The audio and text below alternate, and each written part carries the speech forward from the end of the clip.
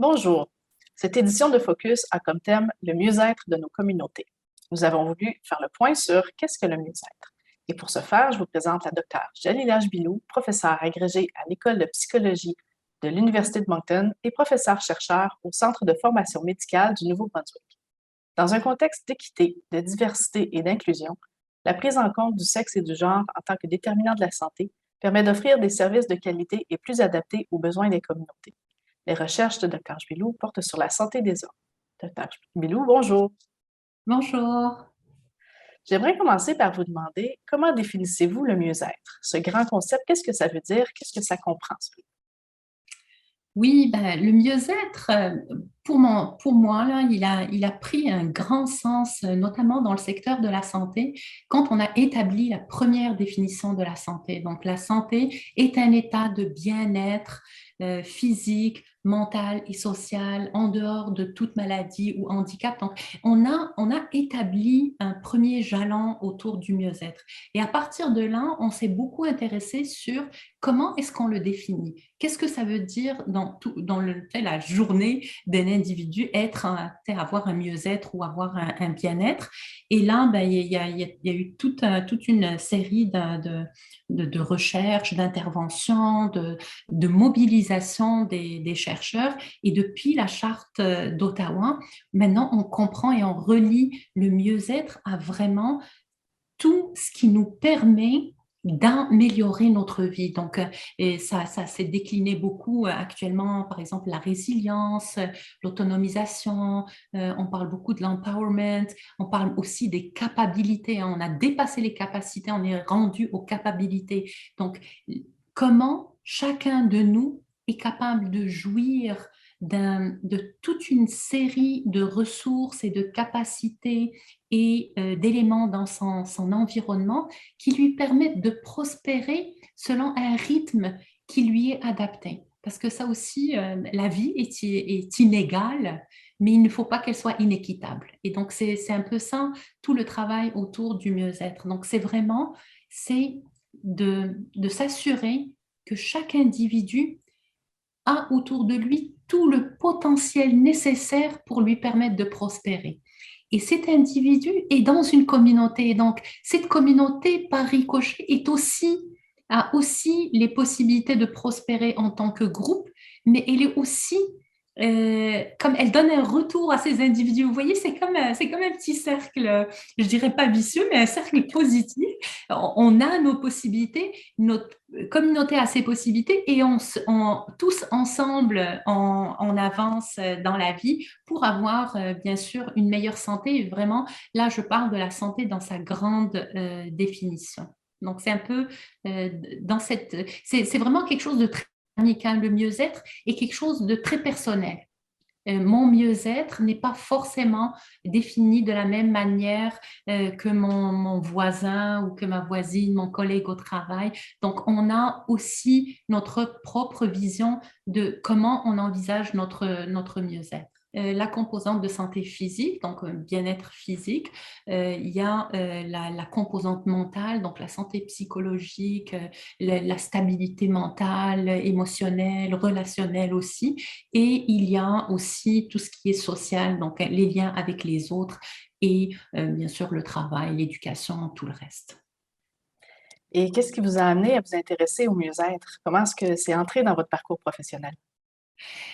Moi, je ne suis pas une spécialiste du mieux-être, mais c'est quelque chose qui accompagne toutes mes recherches. Moi, au début, j'ai commencé en tant que professionnelle de santé, hein. J'ai appris à soigner des maladies et au fil de ma pratique, je me suis rendu compte que je ne faisais qu'intervenir ponctuellement auprès de ma population ou les gens que je desservais. Et c'est là où j'ai essayé peut-être d'améliorer mes connaissances. Entre autres, j'ai entrepris des études, j'ai fait une spécialité en santé publique, j'ai fait même un PhD en santé communautaire et c'est là que j'ai trouvé, OK, ben, maintenant je peux intervenir et aider les gens à acquérir ce mieux-être qui pour moi c'est vraiment le saint Graal qu'il faut atteindre. Et donc après je me suis dit, OK, ben, comment je vais le mettre en place? Et là encore, je me suis rebasée un peu sur ce que je voyais dans ma clinique, je voyais une grande différence entre les hommes et les femmes et je trouvais que les femmes étaient beaucoup plus à l'aise en clinique que les hommes. Et de toute façon, j'en voyais beaucoup moins dans ma clinique et c'est là où je me suis intéressée à la santé des hommes. Donc, j'ai commencé à développer différents projets en santé des hommes, vraiment spécifiquement les hommes. Donc, c'est un peu ça mon champ d'expertise et d'intérêt, autant clinique que de recherche. Et pouvez-vous nous en parler un peu plus? Donc, alors la santé des hommes, moi, les éléments sur lesquels je travaille, c'est vraiment ce qu'on appelle les comorbidités entre maladies chroniques et maladies ou troubles psychologiques. Et donc, je regarde essentiellement la dépression, l'anxiété, les troubles de trauma post-traumatique, de stress post-traumatique chez les hommes qui ont des maladies cardiaques, par exemple, chez les hommes qui ont la maladie diabétique. Donc ça, c'est vraiment les deux éléments sur lesquels je travaille en continu. Mais je travaille aussi auprès de différentes populations masculines. Tout de suite, j'ai un gros projet sur la santé des conducteurs de camions, hein, nos fameux conducteurs de camions qu'on a considérés comme des travailleurs essentiels durant la crise Covid, mais pour lesquels on a très peu eu de services livrés, qui vivent un stress au quotidien, qui n'ont pas le temps d'accéder aux services de santé. Donc, c'est une population aussi à laquelle je m'intéresse. Je m'intéresse aussi des différences entre les communautés francophones en situation minoritaire et les communautés anglophones. Donc, les hommes francophones, est-ce qu'ils ont les mêmes besoins que les hommes anglophones? Et maintenant, 600 au Québec, est-ce que c'est similaire 600 en Ontario ou au Nouveau-Brunswick ou en Colombie-Britannique? Et la réponse est non. Et les hommes francophones sont défavorisés, ont moins accès aux services, ont moins accès aux ressources. Il y a même moins de politique en faveur de la santé des hommes. Donc ça, c'est des éléments qui m'intéressent. Maintenant, pour faire le lien avec le mieux-être, comme je vous ai dit, j'ai une formation médicale, donc très axée sur la pathogénie. Donc, ce qui m'intéresse, c'est de définir la maladie, mais avec la perspective mieux-être, j'adopte une approche plus salutogénique. Donc, je regarde c'est quoi l'origine de la santé et du bien-être. Qu'est-ce qui fait qu'une personne va se sentir bien et va tout faire pour améliorer sa vie? Et donc, ça, c'est des éléments qui sont très importants à regarder selon une perspective masculine. Quand on prend le temps de discuter avec les hommes, on se rend compte qu'ils vivent des défis, qu'on les comprend quasiment pas du tout quand ils viennent en clinique. On a une approche qui est très féminisée par le fait de nos rencontres avec notre clientèle féminine et on se rend pas compte qu'elle ne touche pas les hommes.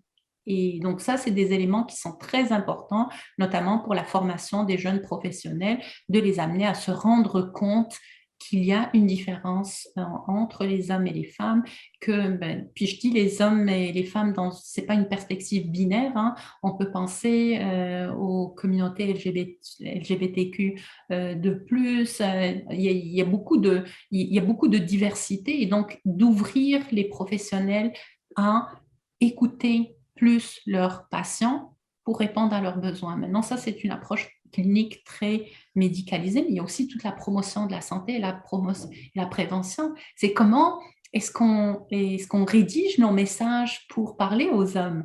Et ça, c'est quelque chose de fondamental. Alors, je vais vous donner un petit exemple. Ça, c'est un des manuels qu'on a développé pour la santé psychologique des hommes cardiaques. Et vous voyez, on a travaillé avec des patients cardiaques qui avaient soit un diagnostic de dépression, soit un diagnostic d'anxiété, de PTSD aussi. Et on leur a dit, si vous aviez à parler d'autres hommes, qu'est-ce que vous utiliseriez? Puis on dit, ah, mais le hockey, c'est quelque chose qui est dans la culture. Et donc, on a même identifié des mots. Puis, le match n'est pas fini. Et en fait, moi, je l'aurais écrit pour des femmes, je dirais, je tiens à la vie ou l'espoir est toujours là. Donc, vous voyez, alors c'est juste le lexique change. Mais quand je leur ai dit ça, ils disent ça ne résonnera pas dans les oreilles d'un gars. OK. Alors, vous qui êtes des gars, dites-moi comment est-ce que. Et donc, vous voyez, c'est si simple. Et c'est toutes les deux, on a ri, cet humour que ça a installé. Ça relâche le stress, ça améliore la relation, l'alliance thérapeutique. Donc, et là, à partir de là, on peut aborder des sujets plus difficiles avec notre clientèle masculine. Et donc, c'est un peu ça, moi, ce que je fais. Vous investissez beaucoup dans des organismes auprès de la communauté. Vous aimez créer des liens avec le terrain. Qu'est-ce que ça vous apporte en tant que chercheuse? En fait, ma recherche n'existe pas si je ne travaille pas avec les gens.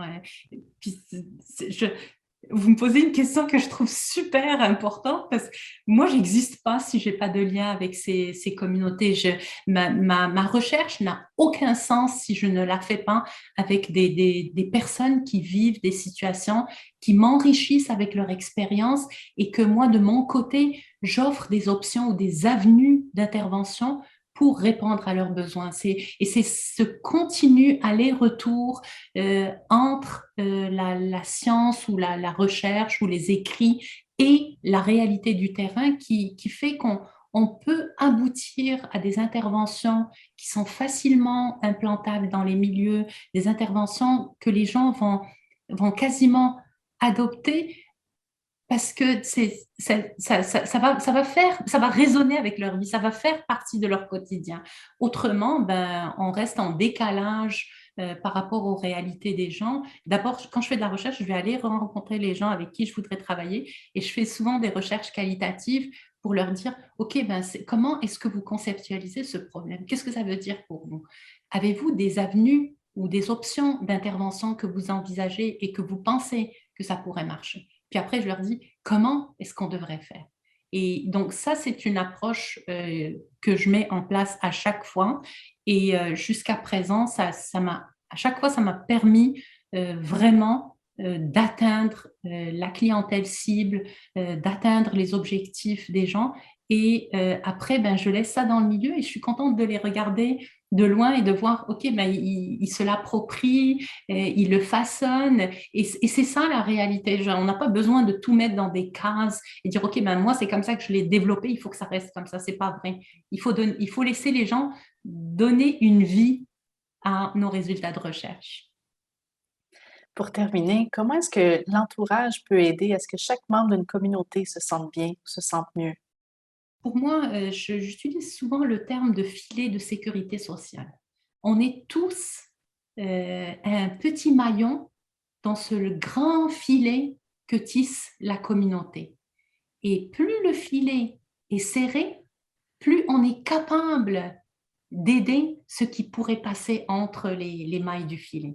Et donc, c'est très, très important. Une communauté, plus elle est serrée, plus elle fait attention les uns aux autres, plus on est à l'écoute des anciens besoins, mais des besoins émergents, parce que c'est dynamique. Hein. Une société, c'est pas statique, c'est très dynamique. Plus on a ces éléments-là, plus on est capable d'assurer un mieux-être collectif et de s'assurer que s'il y a des fois, il y a des choses qui arrivent auxquelles on ne s'attend pas, quand il y a des événements comme ça imprévus, on est capable de les prendre très précocement. Et c'est ça le plus important, c'est d'agir le plus tôt possible, de ne pas attendre que les complications arrivent, de ne pas attendre que des événements malheureux arrivent. Moi, je travaille actuellement avec le Nouveau-Brunswick sur la prévention du suicide parmi les hommes. Et ça fait mal de voir tous ces jeunes hommes qu'on perd à travers le Canada et on n'est pas encore en mesure de mettre en place des approches adaptées. Et donc, une des options ou des stratégies qu'on a mis en place, c'est les filets de sécurité sociaux dans les milieux de travail, dans les milieux de sport, au sein des familles, dans les banques, parce que la détresse financière touche beaucoup les hommes. Donc, vous voyez, alors c'est ça l'intérêt de revenir à ces liens sociaux qu'on a perdus avec le modernisme, avec ce nouveau style de vie qu'on a et que le Covid n'a pas aidé. Hein. Les confinements ont brisé beaucoup de liens sociaux et il faut les reconstruire, peut-être même les réimaginer pour le futur. Maintenant, on dépend beaucoup des technologies de l'information. Elles vont sûrement influencer la façon avec laquelle on va interagir et probablement elles vont avoir un effet sur comment on va concevoir ce filet de sécurité sociale. Merci beaucoup. Merci de votre temps, votre implication et surtout de mettre à contribution toutes vos connaissances et vos résultats de recherche pour faire avancer un sujet si important et qui nous touche tous et toutes. Bonne continuation. Merci à vous, merci.